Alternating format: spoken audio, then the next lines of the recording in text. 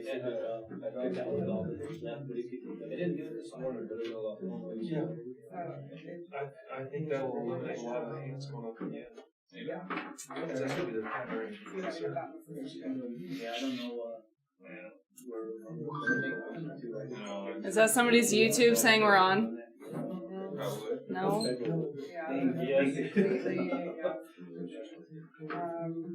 You're on. Yeah? Yeah. Yeah? Okay. See, I was looking for some copies. I was going to toss them around. It's not showing on mine, so.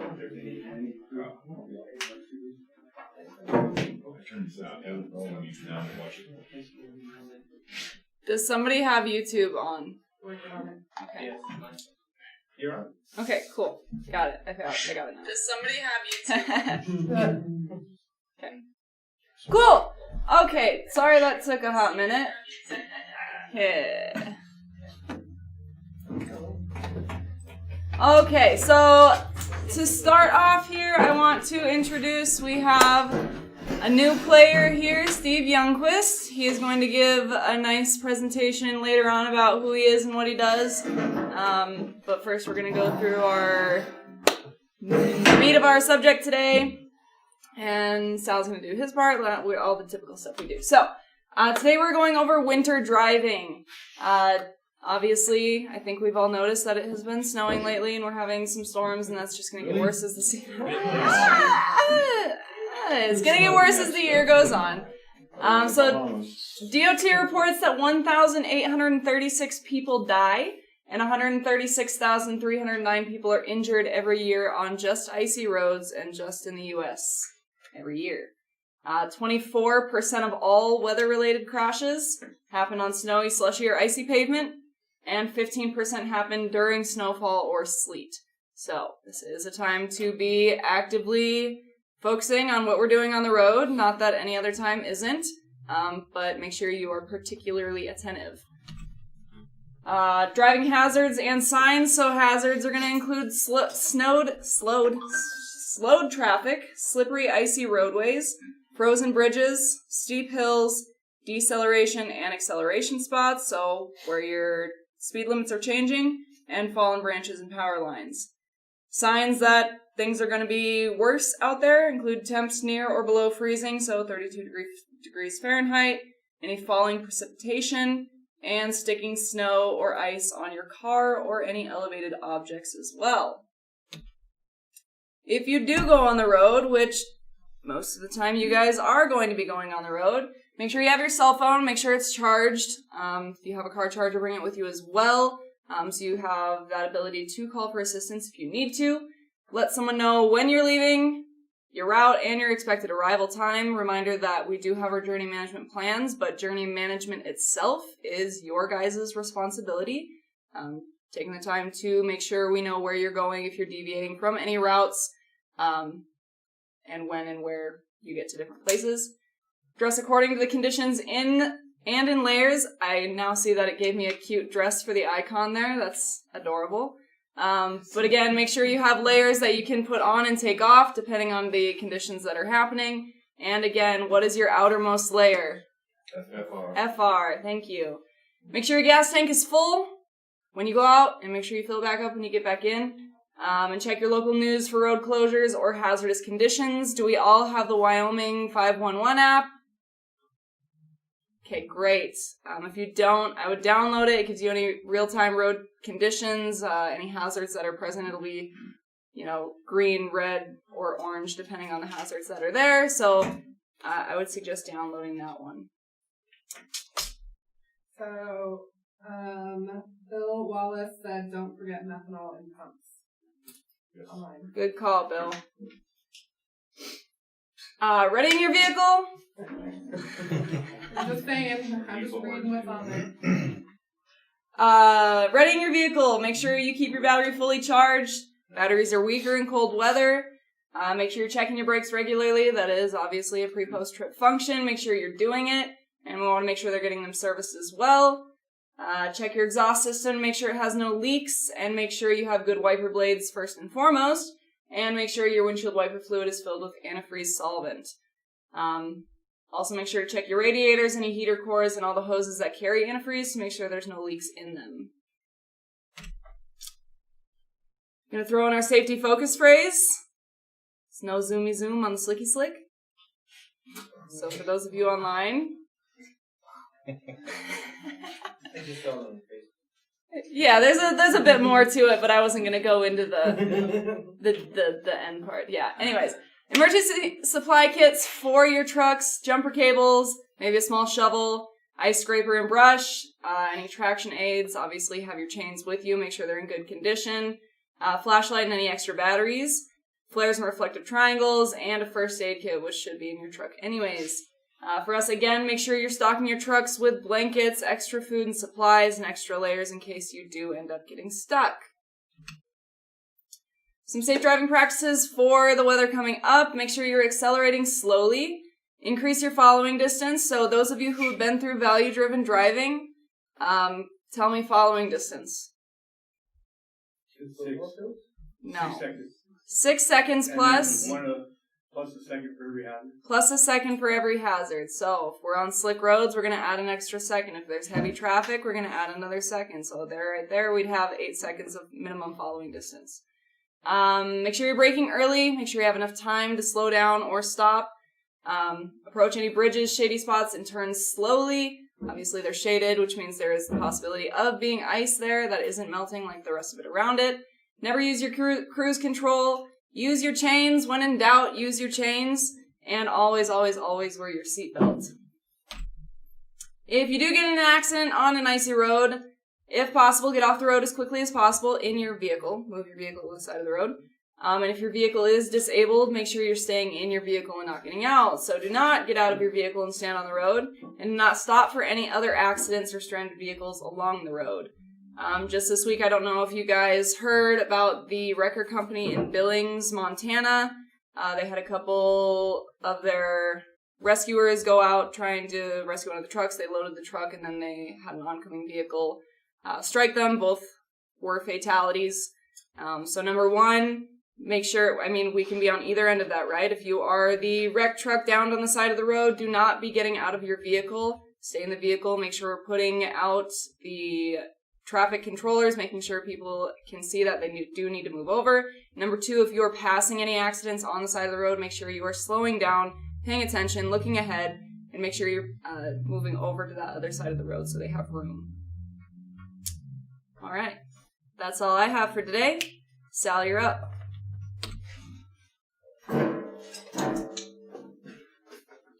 There's another question that says, how often does dispatch check on drivers? Does dispatch check on drivers? Well, it used to be never, but lately they've been doing a pretty good job that I've seen. Do we have like a time frame? No, I don't think they have a time frame, so what they need to start doing, if they're going to start out their load, if they know the road could be bad, I just send them a quick text. Like the other day I was going into the Christmas branch. I sent them a quick text, said, hey, I'm headed in. You don't hear from me for a couple hours, start looking. Okay. And when Typically, you I get the think location, it's... send them another text, let them know you're right. When drivers are on site, That's good. normally it's an hour and a half, hour and 45 minutes, so we start inquiring. Okay. Hopefully you heard that, Bill. If not, get with your supervisor, talk to them, and also help come up with some of those communication methods. Yeah, it's a two-way street. If you have doubts, let dispatch know before you go in. You guys use your gold hats for this too. That's something they can be doing. Call your gold hat if you can't get a hold of the dispatcher or somebody else. And also remember, if you get stuck, don't take off walking. Stay with your truck, because we can find your truck. We can't find you out in snow-covered hills. We've had that happen. So just a reminder, every year, don't leave your truck. Super. Okay. The biggest thing we were focusing on again in the shop was the truck itself and freezing up. This is actually in a park thing in Europe. It's an actual ice truck. Hopefully none of ours end up like this. Wait till It's January. feasible.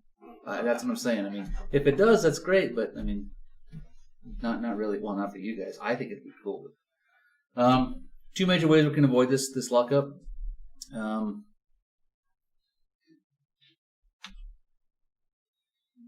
first line of defense, methanol or benzotriazole, excuse me. Big important words for both of these. Most important ones, though, are that they're highly flammable and very poisonous.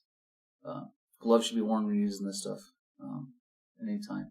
And I say that because most people don't think about that, but an open cut, anything, fingernail, anything like that, you get this stuff in and you're going to know it. Moisture in the airline is inevitable. We can't avoid that. Air dryers do a great job. You can't stop it. If you have air, you have moisture. That's just how it goes. On average, our trucks produce 4 to 6 ounces of water per day. In a week, that is 5.7 cups.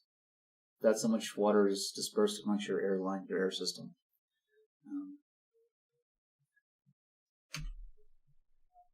Small amounts. The antifreeze that we're going to give out needs to be put in the red one. I've heard that a lot from the blue one. The blue one's only going to get air when you're applying your brakes. The red line's going to supply your whole thing with air. That's what you want to try and throw air through the whole system. Throw the antifreeze through the whole system. And the reason we're doing the small amounts every time is because we need to start draining our tanks. Big thing we saw last year that didn't happen. This year we're really going to try and push for it. This style setup right here is ideal. Anything like this or close to it, you're going to be good to go. Again, the whole point is convenience for you guys. I mean, we can run it with just 2 lines. You can lay down and pull your airlines if you have to. I want to see you guys do that. I'd rather have you guys have it set up so it's feasible for you to either grab it or just step on it, get the air drained out. With that, these two, this is one of our trucks right here. These tanks, those ends are at the very bottom. So if you do have anything in your system, it's going to be collected there first. The difference between these style trucks and other trucks is you have a supply tank that's just like a wet tank. That one single tank will contract most of your liquid. These don't have that. We have the 2 tanks that supply air to the front and back, and there's nothing wrong with that because as long as we're doing this, we'll be fine. And that's why it's imperative that we fill these once every shift. A little bit of fluid in the red line every shift, every person that drives a truck. That way we know that system's going to be, thought out. Or that's the goal, anyways. I had some of them cables. When you're going down the road, each time you stop, knock the blocks of ice off of them cables. The ice will weight them enough while you're going down the road. It will drain your air tanks while you're going down the road. All them are is just little, what do you call them, Sal? Just a cable, but it's just a valves. I don't know. Yeah. Anyway, just a pull valve. Cables, it moves that deal. You get enough ice on them cables, it'll move for you right going down the road. You're gonna lose air. So every stop, knock the ice off the cables with a hammer. All it takes is a couple whacks with a hammer, and it falls right off. Yep. I do want to thank Bill for bringing up the methanol thing. I do want it clear ahead of everybody. Bill, I came up with the methanol idea first before you did, so just throwing it out there. This is not a big deal. I'm not going to make a big deal of it. I'm just saying, I did, but it's cool. And again, inevitability says with weather here in Wyoming, the temp's going to drop. So my little end thing was, it's going to be cold as that's how cold it's going to get. So again, this is inevitability. It's going to happen. If we get ahead of it now, we're going to be okay. The reason I wanted to jump on this now ahead of time is because I had a couple guys come in asking for chains. And there's nothing wrong with that. However, you don't wait till it snows to ask for chains. We have that stuff ahead of time. Now, with this methanol that we're going to be having, we're going to supply this. What we're going to do is when the mechanics bring a truck in from now till whenever it stops snowing, we're going to put some in the line and we'll leave that bottle with the truck. That way you guys will always have it. We'll check it every time, make sure it's there. If it's not, you guys put in for it. We can sign it out. It's going to be signed out to the truck. So, do you have something, Tony? The antifreeze stuff, the airline antifreeze? Correct. Yep. Don't put it in your cab. No. Put it in your cab. Slide box. That stuff is highly, highly flammable, and you'll know it when you sniff it. So. What about for your diesel? I know there's the number 2 coming out for winterize, but like heat, rescue 911? Do you guys want to We have in the past. We're not gonna now, however. We're gonna hold off on that. And again, the reason being too is we're adding more things to the system as it is. With the trucks running the way they are, and trying to keep the motors as thin as possible. The reason being, right now we have a truck in the shop with something in the fuel. I don't know where this came from, but it's clogging everything up. So that in itself is an issue, aside from us adding something into the tank as well. As far as the fuel lines that went last year, I don't recall we had a whole lot of issues with that. fuel leaders? Yeah, air and brakes were the biggest thing we had an issue with. So that's what we're trying to focus on this year. Again, if it comes to it and we have an issue come up, we will go ahead and provide that, absolutely. All right. But going to hold off on providing that right away. So, anything else? You? Okay. Thanks, guys.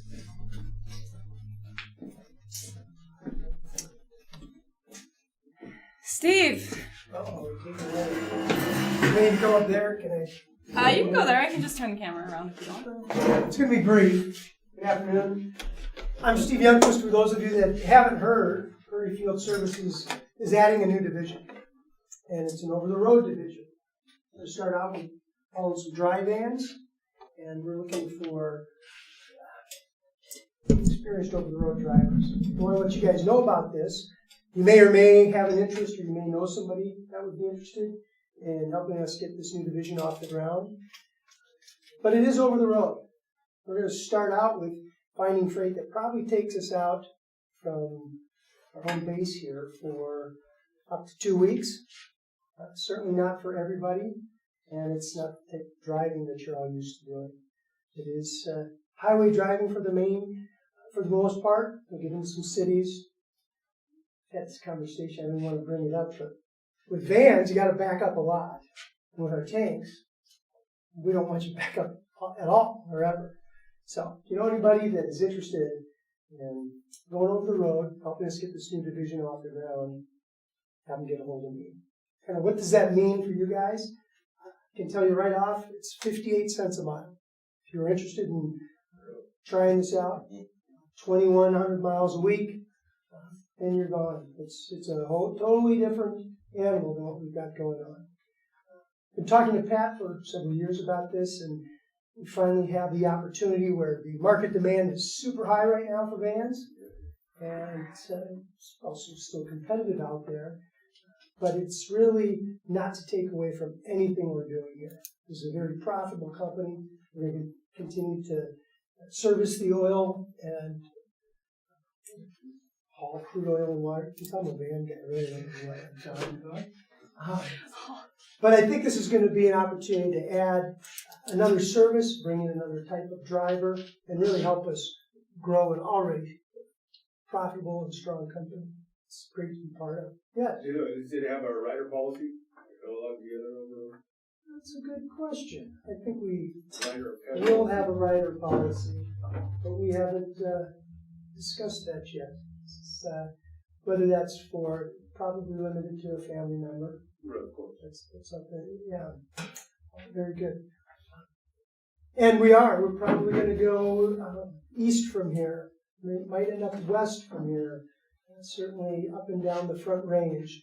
The idea would be to start just taking advantage of the freight that's available, and then finding some dedicated opportunities that keep these van trucks in a regular route, and then maybe even some shorter haul that would allow, over time, for drivers to have a little better home life.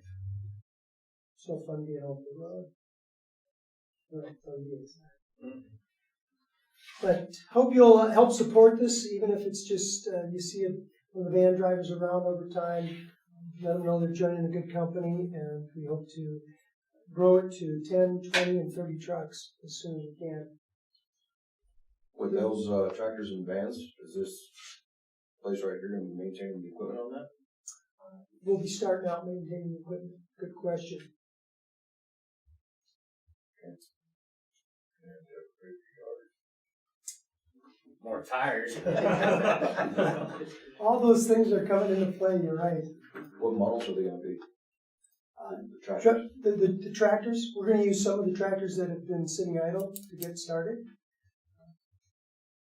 Western Stars to start with. What? Why are you gonna do this? Shane, I just met you. We got to make this work. Very good. If you have any other questions, get a hold of any one of us. It's exciting to be here. I've been looking forward to this for several months, and to finally be able to say, hey, we're here and up and running. I think we'll be hauling our first load within a couple of weeks. So I look forward to working with y'all, and if you see anything we can do to improve this, let me know. Thanks. Yeah. Okay, they like the safety focus phrase so much online that I have to repeat it. It's no zoomy zoom on the slicky slick. All right. I'm so glad I got to repeat that twice. Next we have a kudos for Josh Zock by David Street. While driving on Greaves Road, Josh encountered another truck trying to turn in front of him. Josh had a quick reaction to avoid the collision with the truck and maintained control of his own truck without going into the ditch, risking severe damage to his truck. Driving all the defensive driving rules, Josh saved property and potential harm to himself and the other driver with his quick thinking. So thank you, Josh. I know I saw you somewhere. There you are. So here is your letter, and then you have your prayer points with LaDonna. She'll send those in your email. Did you put the video in? I don't have the video. I think we'll have. I don't think it was done downloading yet, so we'll put it in next week for you, though. I don't want to brag or anything. Yeah, but anyways. Okay, and then Derek, we have ops for you. No.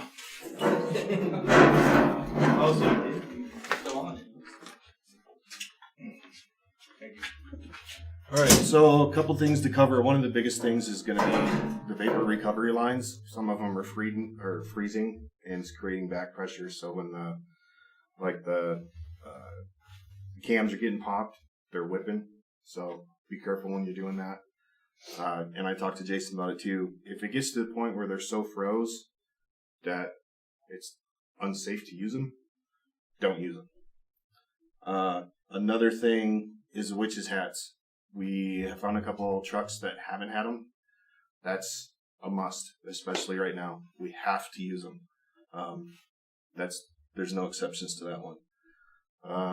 With chains, the trailers on the good line are getting pilfered. Please don't pilfer. If you have chains that are broke, over here on the west side of the Connex, and in the Connex, there's good chains on the west side of the Connex, and there's parts and pieces to fix the chains if you need to. Ethan Lehner went out the other night, broke 2 sets of chains. We got them fixed and going. So try not to put that off. The right yard also has chains in. Yep, on the north side, right there by the shack, right? Say that again. I don't know. The right yard now has the chains. The parts and pieces to fix it are actually in that white shack, and the chains are sitting outside on the west side of the white trailer too. So they're accessible. You don't have to get into the shop to actually fix your chains. So the biggest thing I can say is don't put off fixing your chains. If you put it off for a week, you're going to go out and need them and forget. So Where is the right yard? change chains. Do you know where Coastal Plain is on 387? Yes. Okay, so straight to the north side of that, Commercial Drive. Go straight north, Behind follow Western it to the Cable. end, and it's on the left side. Behind Western Cable. Oh, okay. Yeah. It's where Purity Oilfield Services used to park. Yep, it's Purity's old yard. Okay. If it's 20 below, can we bring them inside the shop? Is there something? If there's somebody there, I don't think they'll have a problem with that at all. Cool. But we have them in Casper too, so the Casper drivers, you guys have. I'm at here. Yeah, just give us a nod. Okay. That's here. Oh, sorry. All right, that is all for today. Any questions, comments, concerns? Kim. So, I sent out the last 2 notes, weekly notes, that y'all need to send me your pictures. That's everybody that is Wayzata. I haven't received a picture from anybody in Wayzata, Texas. I've only received one person in Texas, Shaw. I don't think I've received a Did you single see her one. take our pictures From with the the bank shop card people. for the H2O? I offered. So I was trying to give people, not have their mug shot from the H2S pictures. H2S, sorry. If you do not, I might start pulling those. But I really need them we're trying to get everything uploaded into the new paperwork. So send me a freaking selfie. Everybody takes them all day, every day anyway. So send me one. Just yearbook photo. I searched if you want. Okay. I think we're good. Have a safe week. We'll see you next time. On Sierra's Channel.